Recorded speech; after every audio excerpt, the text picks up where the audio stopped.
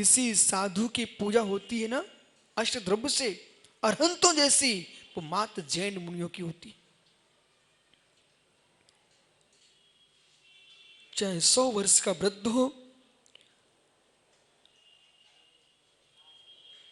8 वर्ष के बालक के रूप में मुनिराज हैं, उनको भी प्रणाम नमोस्तु निवेदित करते हैं। बड़ी श्रद्धा से गुरुजी कहते हैं नमोस्तु गुरुदेव। कहाँ गए संयम के पिताजी? पूरा मंदिर गूंज जाता, भाई नमोस्तु गुरुदेव। ओहो नमोस्तु गुरुवर भाई। वह सोचना चाहिए यशोधर सागर जी को, एक इतना बड़ा आदमी मुझे नमोस्तु कर रहा है, ये नंगे भेष के नमस्कार नहीं है, ये दिगंबर स्वभाव को नमस्कार है।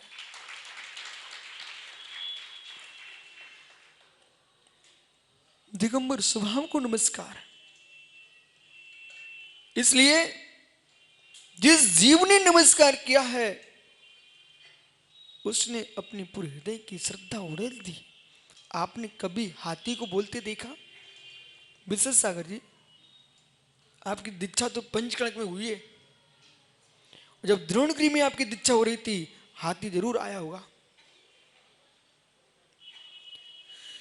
हाथी को बोलते देखा?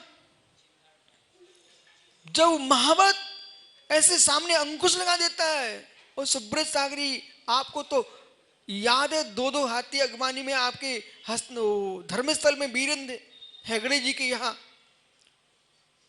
सामने खड़े हुए थे, और महावत ने जैसे अंकुश सामने दिखाया, बेचारा इतना संकुच होकर के सूर्य को ऊपर ले जाता है, फिर नमस्कार करने के लिए आवाज निकालता है। उससे कहा गया नमोस्तु करो, तो हाथी ने तुरंत ही, दोनों हाथियों ने सूंड ऊपर कर लिए, वो अंदर से आवाज निकालता है। जब आवाज निकालता हाथी, आप विश्वास मानिए, आप जब बोलते हो तो इतना खिंचता नहीं है, क्योंकि आप कपड़े पहने तो दिखता भी नहीं है। संगीतकारों से मिलो, उनके एक गाल फूल जाते हैं पूरे। क्या लियो, जब हाथी बोलता ना तो चिंगारता ना, वो उसके हाथी के चिंगारते समय उसके संपूर्ण शरीर संकुचित होता है, इतनी आवाज के लिए मेहनत लगाना पड़ती है। यानी हाथी को इतना विशाल का हाथी भी एक जरा सी आवाज के लिए संकुचित हो जाता है, ताकत लगती है। यानी हाथी के बोलने में जितनी ताकत नहीं लगती है, जितनी निर्गंथ भाव बनाने के लिए बोलने में ताकत लगती है। फिर जो श्रावक होता है ना, हे मुनिराज, जब श्रद्धा से भरा होता है, अपनी सारी शक्ति को उड़ेल के रख देता है, भो स्वामी नमोस्तु। कितने वयोवृद्ध लोग यहां बैठे हुए हैं, ठंडी में बैठे हुए हैं। देखो, वर्तमान अध्यक्ष, भूत अध्यक्ष, भूत अध्यक्ष, भूत अध्यक्ष, सब यहां तुमने सबको भूत बना डाला। ज्ञानियों, अब भूत अध्यक्ष बोलना बंद करो, अभूत कहना शुरू कर दो। अभूतपूर्व, हर अध्यक्ष अभूतपूर्व। पवन भैया, जितनी अभूतपूर्व है ना, सबको जय जनन कर लिया करो। ओहो, उनको भी आनंद आएगा, बोले अभी मैं जीवित हूं। बैठो भैया। खीर का चावल जैसे पक रहा था, ऐसे योगेश्वर पकते हैं। एक खीर के लिए आंच कम लगती है, एक खीर के लिए आंच कम लगती है। एक मुनि को भगवान बनने के लिए आंच, मेरे मित्र, बहुत बड़ी होती है। अग्नि के बिना खीर नहीं बन सकती, अग्नि के बिना खीर नहीं बन सकती है, अग्नि के बिना जीव भगवान नहीं बन सकता। अग्नि के बिना खीर नहीं बन सकती। मां इतना तो जानते हो, बघार लगाना नहीं जानते कोई बात नहीं है, ये बताइए अग्नि के बिना खीर बना सकते आप लोग? जब कभी तपस्या के परिणाम तुम्हारे हों और तुम्हारे बेटे का पिता कहे कि अब तुम घर में ही साधना करो ना, तो धीरे से कह देना, स्वामी बिना आग लगाए खीर नहीं बनती, बिना तपस्या के जी भगवान नहीं बनता।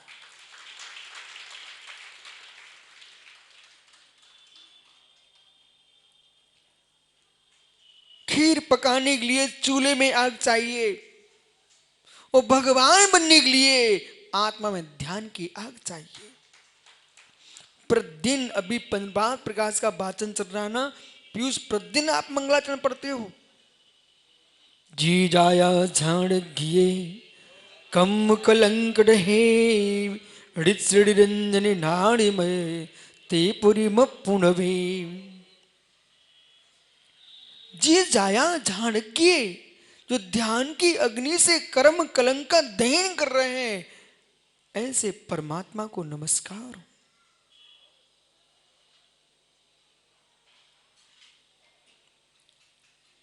ज्ञानियों, ज्ञानियों, 3 लोक में मात्र 2.5 दीप में मुनिराज होते हैं। 3 लोक में मात्र 2.5 दीप में मुनिराज होते हैं। वही संपूर्ण 2.5 दीप में नहीं मिलते। उनमें भी कितने क्षेत्र ऐसे जहां मुनिराज नहीं मिलते। है मित्र, 2.5 दीप में कर्म भूमि में ही मुनिराज मिलते, भोग भूमि में मुनिराज नहीं मिलते। युवाओं, अभाग्य बेटा ये मानना अपना, आज मेरे पास भगवान नहीं है, निधि नहीं है, उनकी प्रतिनिधि तो अपने पास है। और इतना ही नहीं, इन आंखों में इस मुद्रा को इतना बसा के रखना, इतना बसा के रखना, मैं इस पर्याय के बाद कहीं भी रहूं, लेकिन एक बार अनंत की मुद्रा मेरी आंखों में बनी रहे। विशेष सागर जी, विशेष सागर जी, छतरपुर की उस गली के याद रखना जरा। और एक बार नहीं, जब जब सामाजिक को बैठो मित्र, उस बात को याद रखना। आपने एक दिन बोला था, पंचमी को आपने कहा था कि एक व्यक्ति के यहां आचार्य विराग सागर आर से लौट आए तो हाथ जोड़ के घूम रहा था कि महाराज आपके चरण मेरे घर में पड़ जाते तो मेरा घर धन्य होता, मेरा कुटुंब धन्य हो जाता। तब आपके मस्तिष्क में भाव आए हुए थे, जिनके चरण पड़ने से ये व्यक्ति अपने आप को धन्य स्वीकार रहा है, तो जिसके चरण हैं वो कितना धन्य होगा। हे मित्र, चरणों ने चरणों को धन्य नहीं किया, चरणों ने चरणों को धन्य नहीं किया। सम्मेलकर में हजारों किलोमीटर दूर से लोग मात्र चरणों को छूने आते हैं। वहां तो ऊपर पर्वत पर भगवान की मूर्तियां भी नहीं है, मात्र चरण चरण चरणों को स्पर्श करने के लिए प्राचीन काल में वहां प्रतिमाएं थी। ज्ञानियों, अभी तो वर्तमान में मात्र चरण है, ऐसी चरणों को छूने के लिए, जबकि सबको मालूम है क्या है वहां पर, मात्र चरण, और चरण को स्पर्श करने के लिए पूरा देश उमड़ता है। एक ऐसा तीर्थ है मित्र जहां साल भर भीड़ रहती है, लोग आते ही रहते हैं। उसका नाम सम्मिश्कर है, क्योंकि श्रद्धाएं जुड़ी हैं, और जैनियों की जुड़ी है, अजैनियों की जुड़ी है। हर दर्शन वाला मानता है कि जैनियों का सबसे बड़ा तीर्थ है, उसका नाम सम्मिश्कर है। मां चरणों के लिए तो जो श्रावक ये कह रहा हो, कभी भैया ऐसी कभी संग का बिहार हो जाए और कभी तुमको याद आए, उस क्षण को देखना जब तुम्हारे घर में जिस ओर तुम आंख उठा रहे थे, इस कोने महाराज आहार ले रहे हैं, इस कोने महाराज आहार ले रहे हैं। मुझे तो वही याद आता है जिस दिन सुब्रत सागर जी, एक दिन इनके आशी के मेरे आहार हुए, उस दिन बहुत मुड़राज आए। औरंगाबाद में आचार्य सरस्वती सागर महाराज आहार को निकले। श्रावक ने पहले से सोच कितना बड़ा स्थान बना के रखा, कि आचार्य महाराज आएंगे तो भीड़ आएगी। वहां तो आर का माता जी, आचार्यगण, मुनिगण सब आचार्य महाराज के आहार, उनके आहार देखने के उद्देश्य से उनके साथ आहार करने का वो दृश्य दिख रहा था। आचार्य विमल सागर को मैंने एक साथ 10-10, 25-25 पिच्छों का आहार लेते देखा जब मैं बहुत छोटा था। आचार्य सुमति सागर महाराज जी, ज्ञान सागर ने यहाँ चुमासा किया ना, उपाध्याय ज्ञान सागर जी, उनके गुरु महाराज, जो उनके गुरु नहीं थे ना, उससे पहले मेरे गुरु थे वो सुमति सागर महाराज जी, क्योंकि वो दीक्षा लेकर के गुरु उन्होंने बनाया। हमारे यहाँ तो कुल गुरु के रूप में सुमति सागर पूजे जाते थे। छोटों से हम लोगों ने कोई मुनि को देखा तो सुमति सागर को देखा। एक बार, अब कभी कभी मालूम, एक गांव में एक जैनिक घर हो तो कड़ी दुख होता है, बोले कोई महाराज नहीं आते, और मित्र यदि लाभ में तो इकट्ठा मिलता तो उससे बड़ा कोई पुण्यात्मा नहीं होता। अनेक घर होंगे तो एक महाराज मिल पाएंगे, और एक ही घर होगा तो जितने महाराज होंगे सभी अपने घर में आएंगे।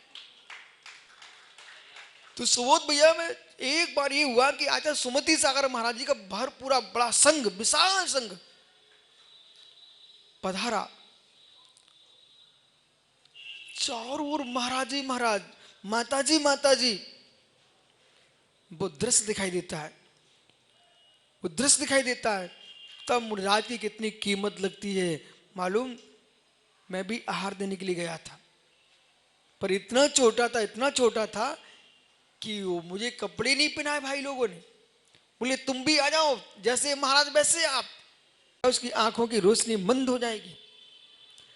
दूध के साथ कभी भी नमक का प्रयोग नहीं होना चाहिए, दुग्ध के साथ नमक का प्रयोग नहीं होना चाहिए। दूध रोटी खाने से नेत्रों की रोशनी मंद हो जाती है, जैसे रागियों के बीच में रहने से बैरागियों के बैराग की ज्योति मंद हो जाती है, ऐसे खीर में नमक डालने से मेरे मित्र आंखों की ज्योति मंद हो जाती है।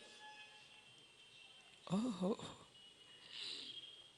खीर में नमक नहीं डालना, यानी खीर में बघार लगता है, ये तो आपको मालूम करना पड़ेगा। आज हेमंत भैया आप पाटनी पंडित जी हो, देश में, पूरे देश में आप फोन घुमा दो, बोले खीर में बघार कैसे लगता है, ये तो विशाश्री अम्मा से पूछ लेना।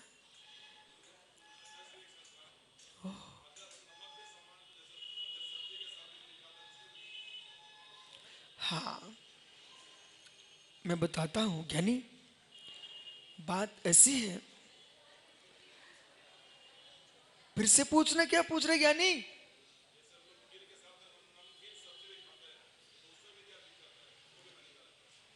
खीर के साथ, खीर में, हाँ सत्य है, दूध के साथ किसी भी नमक का प्रयोग नहीं करना चाहिए, स्वास्थ्य के लिए हानिकारक। दूध के साथ वो स्वाद के लिए खाना है, वो मैटर अलग है, लेकिन स्वास्थ्य के लिए खाना है तो बिल्कुल नहीं खाना। स्वाद के लिए तो लोग क्या क्या नहीं खा डालते, लेकिन स्वास्थ्य के लिए खाने के लिए जितना तुम बघार, जितना तुम चौंक, जितना मसाला लगाते हो, वो स्वाद के लिए, स्वास्थ्य के लिए नहीं है। किसी अच्छे वैद्य से मिलना, आप तो गया के वैद्य से ही मिल लेना, उससे पूछना भैया गरम मसाला कितना अच्छा रहता है, वो धीरे से बोल देगा मित्र जितने अधिक मसाले खाओगे उतनी जल्दी ऊपर जाओगे। कम से कम मसाला, कम से कम खटाई, दुग्ध का प्रयोग करो, लेकिन नमक जो है ना स्वाद के लिए है, स्वास्थ्य के लिए नहीं है। सबसे मधुर वस्तु नमक है, सबसे सुंदर वस्तु नमक है। मालूम, भोजन में सम्राट कहलाता हो, परंतु ये भी सत्य है,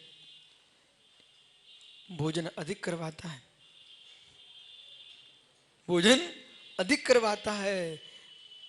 जब भोजन अधिक करवाता है इसका मतलब है स्वास्थ्य के लिए हानिकारक है। यदि इन स्वादों को रहित भोजन करोगे उतना ही खा पाओगे जितनी आवश्यकता है, और स्वाद से करोगे तो मेरे मित्र उतना खा लोगे जिसकी आवश्यकता नहीं है, बराबर। इसलिए नमक प्रयास करो छूट जाए, प्रयास करो छूट जाए। आप खीर में डालने की बात कर रहे हो, मैं तो यूं सोचता हूं ओहो, नमक कोई खाने की वस्तु है, छूट जाए, लेकिन कम से कम समुद्र का नमक तो छोड़ देना चाहिए। कम से कम समुद्र का नमक तो छोड़ देना चाहिए आप लोगों को। क्यों? यानी कितने जीव उस नमक के साथ नमकीन हो चुके हैं जो तुम्हारी थाली में आता है। आइए, तो ज्ञानी खीर में पड़ा नमक नेत्रों की ज्योति को मंद कर देता है, ऐसे ही राग में पड़ा है जीव बैराग की ज्योति को मंद कर लेता है। विराजो आश्रव तत्व, आश्रव तत्व, खीर का बघार। मां, चाहे राजस्थान में मालूम करो आप, चाहे झारखंड में करो, बिहार में करो, दक्षिण भारत में करो, पूर्व भारत में करो, पश्चिम में करो, लेकिन ये मालूम करो खीर में बघार होता है क्या है? नहीं मानोगे? मतलब ये अनुभव में आ गया सुब्रत सागर जी कि संसार कितना विचित्र है। जिस बात को नहीं जानता उसको जानने की कोशिश नहीं करता है, सीधा मना कर देता है। यही कारण है कि मिथ्यात्व की संख्या क्यों अधिक है।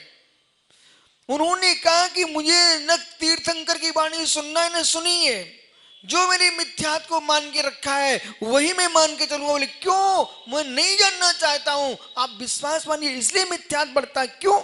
मुझे जानना ही नहीं है। बोले जान लूंगा तो अभी खीर में बघार देना पड़ जाएगा। जानना ही नहीं है, ये खीर के बघार का विषय नहीं है। विषय अब रहस्य खुल रहा है ये कि इन माताओं ने आज तुमको बोध करा दिया। एक भी मां इस मां बात को मानने को तैयार नहीं हो रही है कि खीर में बघार होता है।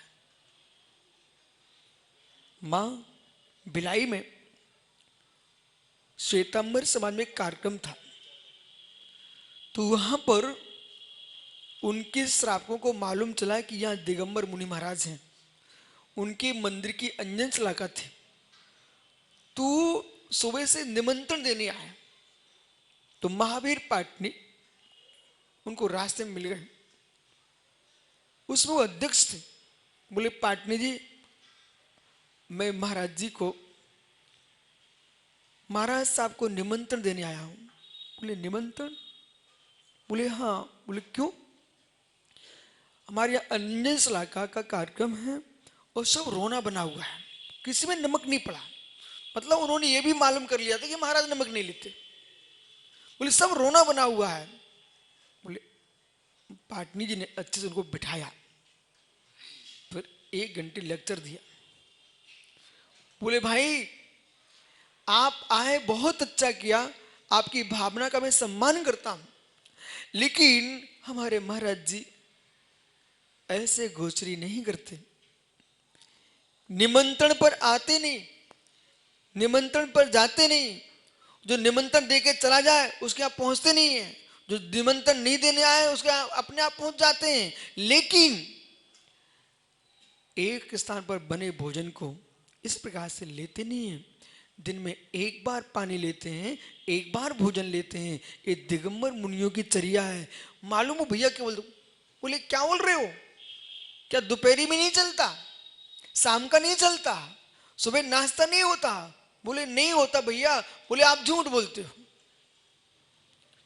वो बोला पाटनी जी से, बोले आप गलत बोल रहे हो, ये हो ही नहीं सकता, आदमी कैसे जिएगा? बोले मित्र, मैं झूठ बोल रहा हूं ये विषय अलग है, आपकी सोच है, लेकिन आप एक दिन मेरे साथ चलो, मेरे साथ चलो, फिर वहां पर देखना कि है क्या। बोले इस प्रकार से गर्मियों में क्या करते हैं? बोले गर्मियों में ही ऐसे ही करते हैं। बोले इस कलयुग में इस प्रकार का जीवन हो सकता क्या? और बीच में यदि अंतरा आ जाए तो फिर गए। वो कितने दिन तक लगातार अंतरा आते? एक महाराज निर्विकल्प से अभी 3 दिन हो गए लगातार अंतरा के। मित्र, तब भी जीव वैराग्य तो मुस्कुराहट है, और बैराग नहीं है तो आंखों में पानी है। मालूम भैया उनको विश्वास नहीं हुआ, जब अपनी अंजन सला का कार्यक्रम तो वो भूल गए। जहां पर हम लोग आहार लेने गए, वो श्रावक ओसवाल समाज के थे, जाकर के पहुंच गए, हाथ जोड़े खड़े रहे, आहार चल रहा था। जो महत्व परीक्षा के लिए गए थे, आहार देखते देखते पाटनी जी, वो पाटनी जी से बोलते हैं, महावीर पाटनी से, भैया मेरे भाव बढ़ रहे हैं, क्या मैं भी आहार दे सकता हूं? अब तो और बड़ी गुंथी फंस गई। बोले भैया आहार देने के लिए भी तुम्हें त्याग करना पड़ेगा। बोले भाई तू जो कुछ कहेगा मैं त्याग कर दूंगा, लेकिन एक दिन मुझे आहार दिला दो। अब पाटनी जी मेरे पास आके बोले महाराज जी ऐसी ऐसी बात है। ठीक है, जैनी है ना? बोले हाँ, आप विकल्प मत करो, इतने नियम पालन कर सकते हैं, आप दिला देना। परिणाम ये निकला, जो निमंत्रण देने आए थे वे ये कहने लगे भैया जिस स्थान पर महाराज जी के आहार हुए ना, वहां का भोजन मैं करना चाहता हूं।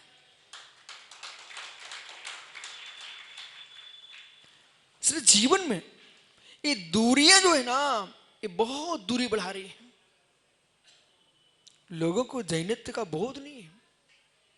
और गया एक ऐसा स्थान है, देश में खजुराहो, देश में खजुराहो, देश में गोमटेश्वर, देश में मेरे मित्र महावीर जी आपके सरस्वती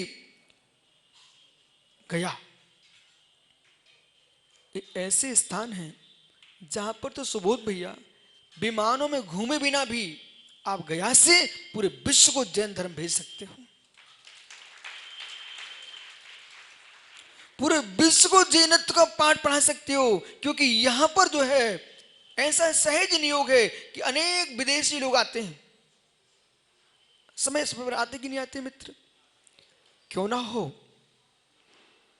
जिस गया में एक रूप दिखता है और जहां पर यूं कहा जाए सुबोध भैया, जहां पर गॉड ये समझाए कि भगवान महावीर यहां पर रोके आए हुए थे, तो पूछ कह रहे थे भंते मुझे भी शरण दे दो, इस प्रकार की शिक्षा दी जाए, वहां ये दिखाया जाए भगवान न रोते न हंसते, वे बीत रागी होते, ये अरहंत देवे। महावीर किसी के चरणों में रोने नहीं गए थे। ये मित्र तुमने कथा बना ली है। हम लोग वहां गए ना बुद्ध गया, तो वहां पर एक व्यक्ति आ गया, तुरंत कहने लगा भाई भगवान महावीर यहाँ पर रोके आए हुए थे, ये महावीर की मूर्ति हमने ऐसी बना कर रखी हुई है। ज्ञानियों, तीर्थंकर जन्म के समय नहीं रोते, जिनके चरणों में तीन लोग के जीव आकर के अपनी रोना मिटाते, वे तुम्हारे द्वार पर रोने आएंगे क्या? वे वर्धमान महावीर हैं। जिनकी मुद्रा को धारण करने वाले आज के निर्गंत बोधन, उनकी आंखों में आंसू नहीं देखे जाते। जैन निर्गंत मुनिराज कितनी भक्ति का अतिरेक हो, आनंद हो, मेरे मित्र अपनी आंखों में आंसू नहीं डालते हैं। वे मित्र दुनिया की आंखों के आंसुओं को पोंछते हैं। जीवी मणि लाह लाहे, जीवन हो मरण हो, लाभ हो अलाभ हो, सुख हो दुख हो, सभी में साम्य भाव है। इसका नाम निर्गंत दीक्षा है। निर्गंत दीक्षा है। सारे महोत्सव गया में हो रहे भैया। अभी कुछ दिन पूर्व आचार्य पद आरोहण आपने मनाया, आज मुनि दीक्षा दिवस मनाया। बस एक ही कमी है, दीक्षा चुल्लिका जी की दीक्षा भी हो गई, यहाँ पर माता जी ने दी है। अब हेम भैया तीर्थंकर का कल्याणक महोत्सव आ रहा है ना, गया में पंचकाल हो रहा है ना, तो दीक्षा कल्याण के दिन फिर विचार कर लो ना। विश्वास मान भाई, पूरे कार्यक्रम में 4 चांद लग जाएंगे। और पूरे झारखंड और बिहार में एक ही चर्चा हुई कि पाटनी को वैराग हो गया। ये तालियों की गड़ाहट कह रही है एक सौभाग्य तो मिलना चाहिए। ओह, मत घबरा ज्ञानी, मत घबरा। जब इन जैसा जीव, अभी क्या सुना रहे थे विश्व सागर जी?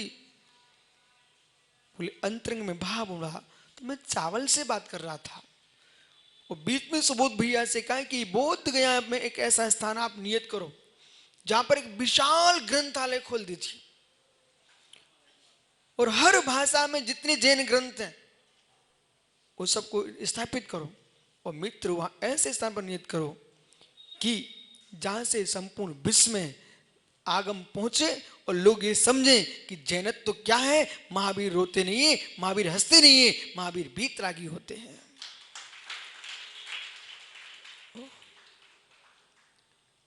यानी कोई ना कोई भागीरथ तो आएगा सुबोध भैया, जो गंगा को लेके आया है।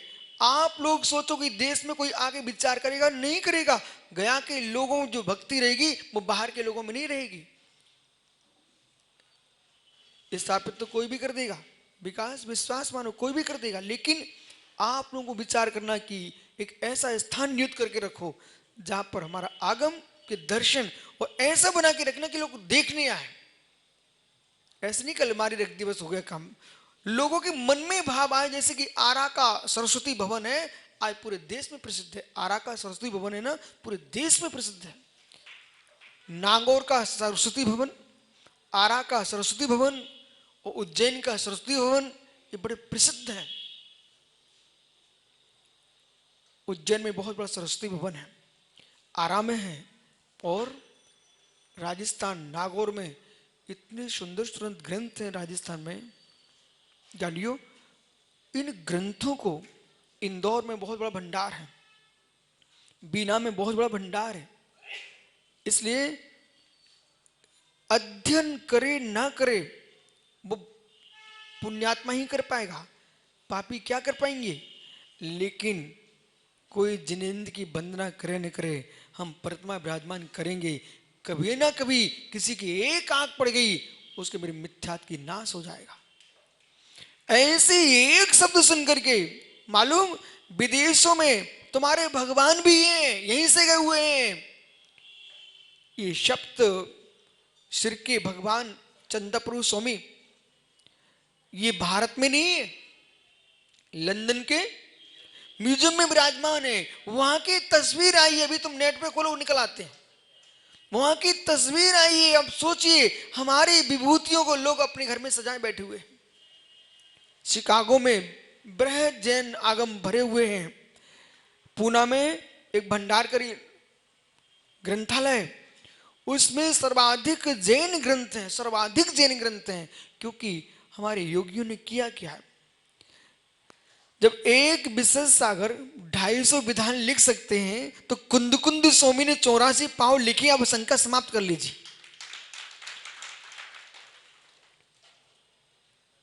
इन योगियों ने क्या किया है, वो दर्शन नहीं है मेरे मित्र, जीवन काटने का दर्शन नहीं है, जीवन जीते हुए कुछ देने का है। और मेरे मित्र और सब कुछ छोड़ जाने का है। यही जैनित्व है। ध्यान में लीन रहो, ध्यान में लीन रहो। और ध्यान में लीन नहीं हो पा रहे हो तो ज्ञान में लीन रहो। 2 धाराएं मात्र हैं। यहां पर अलग से कोई साधना करते दिखाई देता नहीं है, और इससे बड़ी कोई साधना होती नहीं है। मां चावल की खीर में बघार। ये लोग ये सोच रहे हैं कि महाराज जी भूल चुके होंगे। ओह, जब कल जो है ना 25 रुपए धीरेन्द्र ने नहीं छोड़े, तो फिर चावल की खीर में बघार। पहले से खीर चुग रही थी ना, पक रही थी ना, लेकिन ऊपर से मालूम नमक मिर्ची आदि का बघार दे मत देना, पूरी खीर खराब हो जाएगी। और यदि ज्ञान नहीं होना तो बिल्कुल देने बैठ मत जाना। ये भी सत्य है। लेकिन खीर में जो बघार लगता है, विशेष आगे आपको मालूम है, खीर में बघार लगता है वो कपूर का लगता है। किसका? कर्पूर का बघार लगता है। लेकिन ज्यादा नहीं मत डाल देना, नहीं तो कड़वी हो जाएगी खीर। वो आपको मालूम नहीं है, और ये आपने डाला तो कपूर में आग भी लग जाती है। कपूर का बघार किस में डालते? खीर में डालते हैं, खीर सुभाषित हो जाती है। जब खीर बोलने लगी, वो चावल कहता है सुबोध भैया कि आपने मुझे पहले तो गर्म किया, उबाला, फिर ऊपर से तब भी तुमको शांति नहीं मिली, एक कटोरी में बघार बना के और छोड़ दिया। मेरे मित्र, पकते चावल को किसी ने नहीं पूछा था। जैसे चावल पकता अंदर, चावल पकता अंदर, ऐसे ज्ञान योगी दीक्षा लेने के पूर्व जो भावों की दशा होती है, उसको कोई भी साधक मुख से बोल नहीं सकता। धुंध, घोर धुंध। सुनिए उस धुंध की बात सुनो। एक और इनकी तो उम्र थी ना, एक और मोड़ है कि एक और ज्ञानियों कोई माला लिए खड़ी हुई है और दूसरी ओर माला लेने के लिए खड़े हुए हैं। समझो मैं क्या बोल रहा हूं? प्रत्येक एक और बेटा माला पिलाने के लिए खड़ी है और दूसरा माला फेरने के लिए खड़ा हुआ है। मन क्या बोल रहा तुम्हारा कि माला पहनूं कि माला फेरूं? बर माला पहन लिए तो बर जाओगे, और मित्र हाथ में माला ले ली तो जय माला हो जाएगी। आज जो पूजा हो रही थी, पहन लेते आप बरमाला एक बार, मैं ना बैठता तुम्हारी जय बरमाला में। लेकिन जिसने बरमाला नहीं पहनी है, यानी आज जगत में जयमाला होती है, ये निर्गंत दीक्षा का परिणाम है।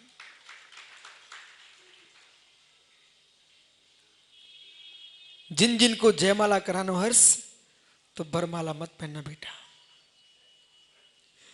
जिनको जयमाला करवाना है वे बरमाला ना पहने, और बरमाला पहन लिए तो जयमाला उतर गई। फिर पुरुषा करना पड़ेगा, फिर पुरुषा करना पड़ेगा। ऐसे भी महापुरुष हुए, तीर्थंकर भगवंतों ने बरमाला भी पहन ली और जयमाला भी करा ली। ये विशिष्ट जीव थे, विशिष्ट जीव थे। जब एक जीव ये निर्णय करता है कि मोक्ष मार्ग पर चलूं या संसार को चुनूं, ये बहुत बड़ा द्वंद है। इस द्वंद में जब साधक झगड़ता है, लड़ता है, तब देखता विजय किसकी होती है। जिसकी विजय होगी,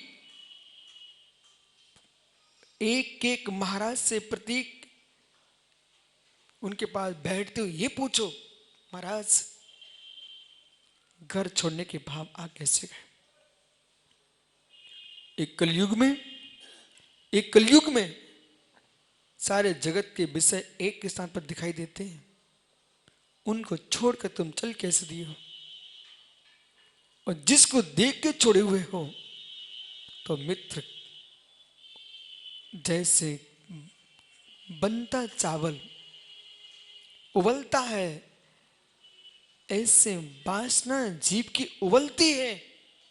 वो उबलती इच्छाओं को कैसे समन कर पाता है जीव? उबलती इच्छाओं को कैसे समन करता है जीव? इच्छाओं का समन करके है, उसका नाम दिगंबर मुनि होता है।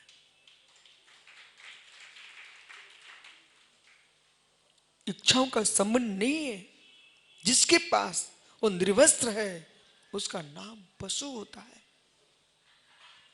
इच्छाओं का दमन नहीं है, वो निर्वस्त्र जी रहे हैं, वे त्रियंच होते हैं, वे त्रियंच होते हैं। इच्छाओं को नष्ट करके निर्गंत इच्छाओं को नष्ट करके जो वस्त्र रहित होते हैं वे निर्गंध होते हैं। आपको मालूम बालकों, विश्व में किसी साधु की पूजा होती है ना अष्टद्रव्य से, अरहंतों जैसी, वो मात्र जैन मुनियों की होती है। चाहे 100 वर्ष का वृद्ध हो, 8 वर्ष के बालक के रूप में मुनिराज हैं, उनको भी प्रणाम नमोस्तु निवेदित करते हैं। बड़ी श्रद्धा से गुरुजी कहते हैं नमोस्तु गुरुदेव। कहाँ गए संयम के पिताजी? पूरा मंदिर गूंज जाता भाई नमोस्तु गुरुदेव। ओहो नमोस्तु गुरुवर भाई। वह सोचना चाहिए यशोधर सागर जी को, एक इतना बड़ा आदमी मुझे नमोस्तु कर रहा है, ये नंगे भेष के नमस्कार नहीं है, ये दिगंबर स्वभाव को नमस्कार है।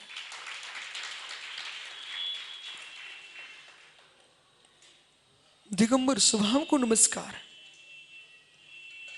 इसलिए जिस जीव ने नमस्कार किया है उसने अपनी पूरे हृदय की श्रद्धा उड़ेल दी।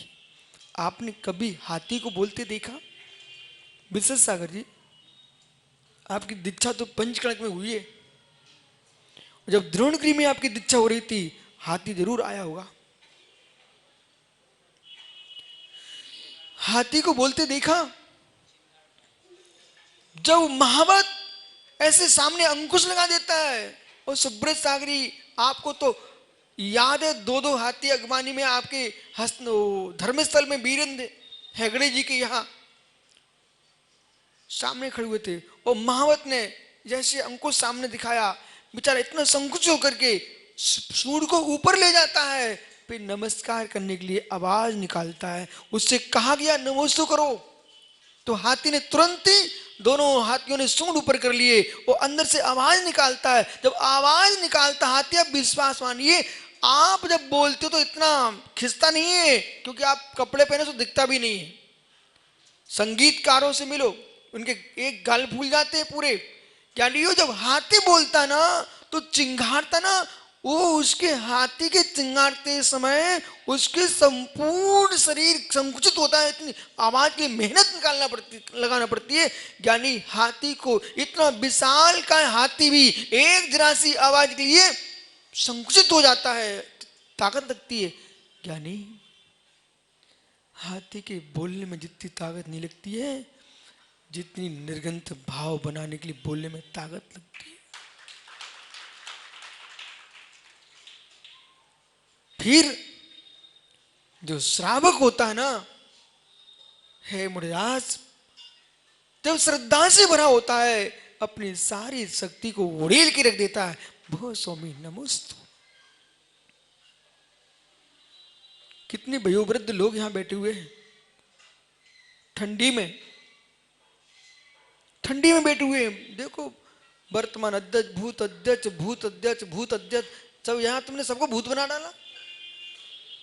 ज्ञानियों, अब भूत अध्यक्ष बोलना बंद करो, अभूत कहना शुरू कर दो।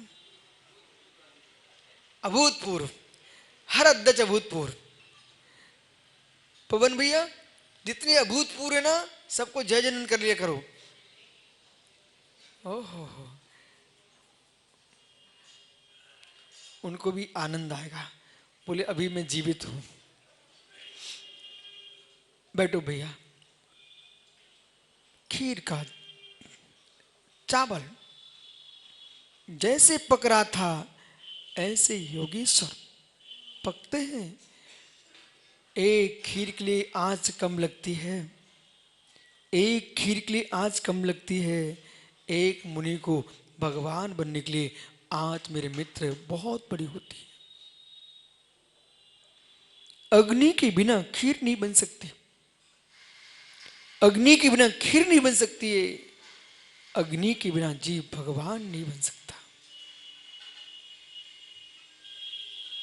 अग्नि के बिना खीर नहीं बन सकती। मां इतना तो जानते हो, बघार लगाना नहीं जानते कोई बात नहीं है। ये बताइए, अग्नि के बिना खीर बना सकते आप लोग?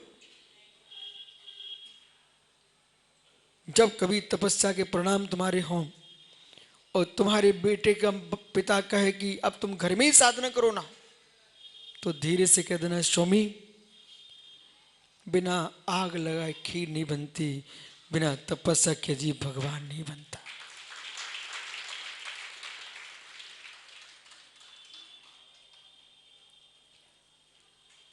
खीर पकाने के लिए चूल्हे में आग चाहिए, और भगवान बनने के लिए आत्मा में ध्यान की आग चाहिए। प्रतिदिन अभी 5 प्रकाश का वाचन चल रहा ना पीयूष, प्रतिदिन आप मंगलाचरण पढ़ते हो। जी जाया झाड़ गिए कम कलंक रहे, रंजन नाड़ी में ते पुरी मपुणवे। जी जाया झाड़ गिए, जो ध्यान की अग्नि से कर्म कलंक का दहन कर रहे हैं, ऐसे परमात्मा को नमस्कार।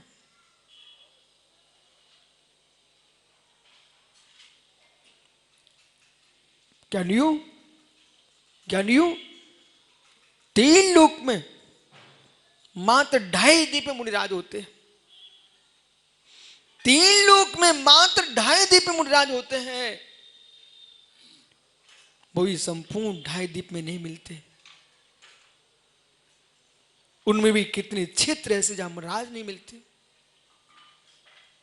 है मित्र, 2.5 दीप में कर्म भूमि में ही मुनिराज मिलते, भोग भूमि में मुनिराज नहीं मिलते। युवाओं, अभाग्य बेटा ये मानना अपना, आज मेरे पास भगवान नहीं है, निधि नहीं है, उनकी प्रतिनिधि तो अपने पास है। और इतना ही नहीं, इन आंखों में इस मुद्रा को इतना बसा के रखना, इतना बसा के रखना। मैं इस पर्याय के बाद कहीं भी रहूं, लेकिन एक बार अनंत की मुद्रा मेरी आंखों में बनी रहे।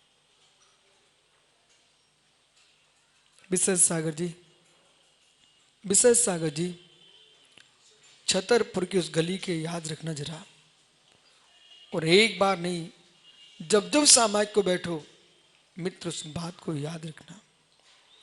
आपने एक दिन बोला था, पंचमी को आपने कहा था कि एक व्यक्ति के यहां आचार्य विराग सागर आर से लौट आए, तो हाथ जोड़ के घूम रहा था कि महाराज आपके चरण मेरे घर में पड़ जाते तो मेरा घर धन्य होता, मेरा कुटुंब धन्य हो जाता। तब आपके मस्तिष्क में भाव आए हुए थे, जिनके चरण पड़ने से ये व्यक्ति अपने आप को धन्य स्वीकार रहा है, तो जिसके चरण हैं वो कितना धन्य होगा।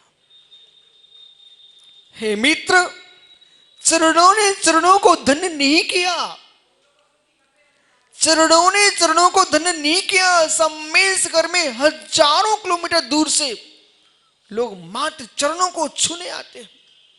वहां तो ऊपर पर्वत पे भगवान की मूर्तियां भी नहीं है, मात्र चरणों को स्पर्श करने के लिए प्राचीन काल में वहां प्रतिमाएं थी।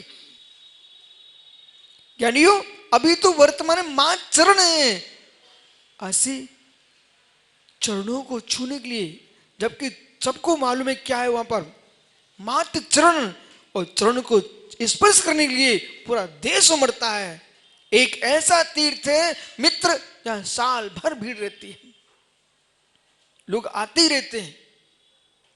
उसका नाम सम्मिश्र है, क्योंकि श्रद्धाएं जुड़ी हैं, और जैनियों की जुड़ी है, अजैनियों की जुड़ी है। हर दर्शन वाला मानता है कि जैनियों का सबसे बड़ा तीर्थ है, उसका नाम सम्मिश्र है। मां चरणों के लिए तो जो श्रावक ये कह रहा हो, कभी भैया ऐसी कभी संग का बिहार हो जाए और कभी तुमको याद आए, उस क्षण को देखना जब तुम्हारे घर में जिस ओर तुम आंख उठा रहे थे, इस कोने महाराज आहार ले रहे हैं, इस कोने महाराज आहार ले रहे हैं, मुझे तो वही याद आता है जिस दिन सुब्रत सागर जी एक दिन इनके आशी के मेरे आहार हुए। उस दिन बहुत मुनिराज आए। औरंगाबाद में आचार्य सनमति सागर महाराज आहार को निकले। श्रावक ने पहले से सोच के इतना बड़ा स्थान बना के रखा कि आचार्य महाराज आएंगे तो भीड़ आएगी। वहां तो आरका माता जी, आचार्यगण, मुनिगण सब आचार्य महाराज के आहार, उनके आहार देखने के उद्देश्य से उनके साथ आहार करने का वो दृश्य दिख रहा था। आचार्य विमल सागर को मैंने एक साथ 10-10, 25-25 पिच्छों का आहार लेते देखा। जब मैं बहुत छोटा था, आचार्य सुमति सागर महाराज जी, ज्ञान सागर ने यहाँ चुमासा किया ना, उपाध्याय ज्ञान सागर जी, उनके गुरु महाराज, जब उनके गुरु नहीं थे ना, उससे पहले मेरे गुरु थे वो सुमति सागर महाराज जी, क्योंकि वो दीक्षा लेकर के गुरु उन्होंने बनाया। हमारे यहाँ तो कुल गुरु के रूप में सुमति सागर पूजे जाते थे।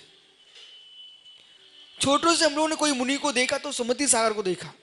एक बार, अब कभी कभी मालूम, एक गांव में एक जैनिक घर हो तो कड़ी दुख होता है, बोले कोई महाराज नहीं आते, और मित्र यदि लाभ मिलता तो इकट्ठा मिलता तो उससे बड़ा कोई पुण्यात्मा नहीं होता।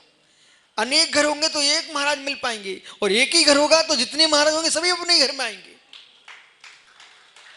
तो सुबोध भैया में एक बार ये हुआ कि आचार्य सुमति सागर महाराज जी का भर पूरा बड़ा संघ, विशाल संघ पधारा। चारों ओर महाराज जी महाराज, माता जी माता जी, वो दृश्य दिखाई देता है, वो दृश्य दिखाई देता है। तब मुनिराज की कितनी कीमत लगती है मालूम। मैं भी आहार देने के लिए गया था, पर इतना छोटा था, इतना छोटा था कि वो मुझे कपड़े नहीं पहनाए भाई लोगों ने। बोले तुम भी आ जाओ, जैसे महाराज वैसे आप। अब मुझे क्या मालूम, मैं तो पहुंच गया, लेकिन जब पहुंचा ना तो महाराज जी ने यूं कर लिया, सुमति सागर महाराज जी ने फिर कोशिश की, फिर यूं कर लिया। आप लोग देख करके कभी ईर्षा होती है मालूम बेटा, तुम कैसे उछल उछल के महाराज आहार दे रहे। उन्होंने जब अंजुलि बंद की, मेरे टप टप आंसू टपकने लगे, महाराज जी मेरे से आहार क्यों नहीं ले रहे। जब आहार उनका हो चुका, मैं पहुंच गया, आपने हमसे आहार नहीं लिए। बोले बेटा, नंगी होके आहार लिया तो जाता, नंगी होके दिया नहीं जाता। दो वस्त्र होना चाहिए। वो आज तक याद है, खटक रहा है कि इतने बड़े आचार्य घर में आहार लेने आया हूं, मैं आहार नहीं दे पाया। बोले क्यों। बाद में दे लिए थे लेकिन उस समय नहीं दे पाया। बोले क्यों। क्योंकि कपड़े दो नहीं थे, दो क्या एक भी नहीं था, ऐसे ही खड़ा कर दिया था। लेकिन एक बात समझ में आ गई, आचार्य महाराज क्या बोले, सुब्र सागरी बोले बेटा नंगे होके दिया नहीं लिया जा सकता है। तो मालूम, आचार्य विमल सागर को मैंने आहार भी दिए और उनके साथ आहार भी किए।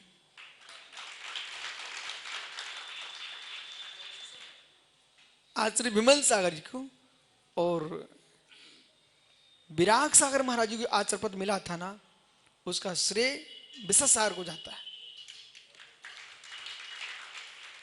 बोले क्यों। आचार्य पद की जो आशीर्वाद लेने आए थे, शायद सम्मेशकर आए थे, आप सम्मेशकर आए थे, आचार्य विमल सागर जी सम्मेशकर में थे। उन्होंने आशीर्वाद दिया था कि तुम जाओ। तो ये आशीर्वाद ले गए, तब उनका द्रोणगिरी में जहां पर इनकी दीक्षा हुई ना, वहां पर ही उनका आचार्य पद हुआ था। या नियोग, तो ये जीव का नियोग। इसलिए आज से भैया जब ध्यान करने बैठो, सामायिक करने बैठो, ओ अपने बेटे बेटियों से ये सिखा के रखना, बेटा संपत्ति जो मेरे घर में है वैसी तो दुनिया के घर में है। ईंट चूड़ी का मकान हमारे पास, सबके पास है, लेकिन संपत्ति हमारे पास विशिष्ट है। मेरी आंखों में वो दृश्य छुपा हुआ है। मेरे घर में चारों ओर दिगंबर मुनियों के हार चल रहे थे, और ये संपत्ति जो घर की ईंट चूने की है वो समाधि बिगाड़ देगी, और ये संपत्ति छिपी रहेगी, ये समाधि बना देगी। आपका समय हो गया। ज्ञानियों, आश्रय भाव, आत्म भाव का निर्णय जहां होता है, राग का अभाव का बोध उसका प्रमाण पत्र है। जिन दीक्षा इसलिए जिस जीव ने मोक्ष मार्ग पर चलना प्रारंभ किया है उस जीव के परिणामों से मिलना चाहिए। और जब जब तुम्हारे मन में राग की दशा, राग की आग लगने लग जाए, उसमें ये छोटे छोटे माता जी, छोटे छोटे मुनिरा, ब्रह्मचारी ब्रह्मचारियां, इन सबको देख के सोचना तुम निकल कैसे गए हो।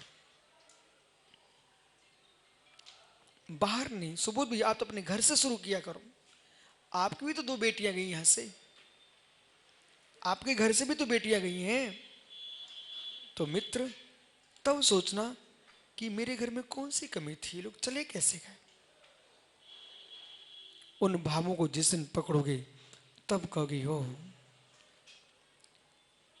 घर छोड़ के तो बेटियों का धर्म है जाना, घर छोड़ के जाना बेटियों का धर्म है, उनको तो जाना ही पड़ता है। लेकिन बहू बन के ना, आर का बन के जाए। बेबी बेटियां हैं, उनको घर छोड़ के जाना ही पड़ता है। लेकिन मेरे मित्र जो बहू बन के जाती हैं, 1-2 की मां बन पाती है, जो आर का बन के जाती है पूरे देश की मां बन जाती है।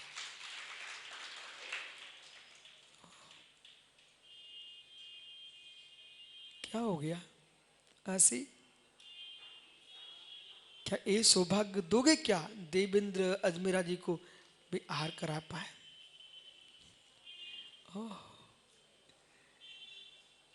मित्र ये सौभाग्य देना चाहिए। उनको लगे कि हो हमने सारे रूप अपने बेटे के देखे, कपड़े उतरा देखा, कपड़े पहनाया हमने और फिर कपड़ा उतारा देखा। अपने बच्चों को नंगा तो दुनिया देखती है, कपड़े पहनाने के बाद फिर दिगंबर देखे वे पुण्यशाली लोग होते। विराजो ज्ञानी अब जो है सो है। राग देश सम्मत तो इंद्रिय वसो करी कसमाय कंबाइम आसुदारिम अवगुण सोहिम तिस्तवीर करणीण। ये जीव राग देश में प्रमत्त होकर के इंद्रियाधीन होता है और इंद्रियाधीन होकर के आश्रव के द्वार को बराबर खोले जाता है। आश्रव का जो द्वार खुलता है उसका कारण मन वचन काय के द्वारा निरंतर कर्म आता रहता है। इसका नाम आश्रव तत्व है। मित्र आश्रव तत्व का निरोध करने के लिए कोई स्थान है, वो संबर स्थान है। वो संबर जो है ना वो दिगंबर दीक्षा है। इसलिए यदि आप ऐसा भी कहना चाहो कि विशेषार का मुनि दीक्षा देने, क्या नहीं, आज इनका संबर द्वार का दिन है। आज के दिन इनने संबर तत्व को स्वीकार किया था। जितने दिगंबर मुनि हैं ध्यान दो मित्र, आप सबका संबर द्वार का दिन होता है, संबर का दिन होता है जिस दिन दिन तुम दिगंबर होते। इसलिए मुनि दीक्षा दिन तो दुनिया ने मनाया, दुनिया मनाती है। आज से भाई तुम ये देखो कि संबर दिन मनाना है तो 1 माह संबर दिन उसी दिन प्रारंभ होता है जिस दिन जीव मुनि दीक्षा लेता है। ये संबर दीक्षा है, संबर दीक्षा, संबर दीक्षा है। दिगंबर दीक्षा संबर दीक्षा है, क्योंकि बिना व्रत के, बिना सम्मति के, बिना गुप्ती के, बिना धर्म के, बिना पर से जय के संबर होता नहीं। मोक्ष मार्ग में साक्षात भगवान बनाने वाला संबर है वो छठवें गुणस्थान के पहले प्रारंभ होता नहीं। चतुर्थ आदि गुणस्थान जो संबर है वो मित्र वो अपने गुणस्थान जन्य है, लेकिन यथार्थ में जो संबर तत्व का प्रारंभ होता है वो 6वें 7वें गुणस्थान से होता है। इसलिए ज्ञानियों ऐसे भावना भाव कि हे नाथ आश्रव का द्वार कैसे बंद हो और संबर तत्व की कैसे सिद्धि हो। मेरे मित्र वही आपको भगवान बनाएगा। आपका समय हो गया।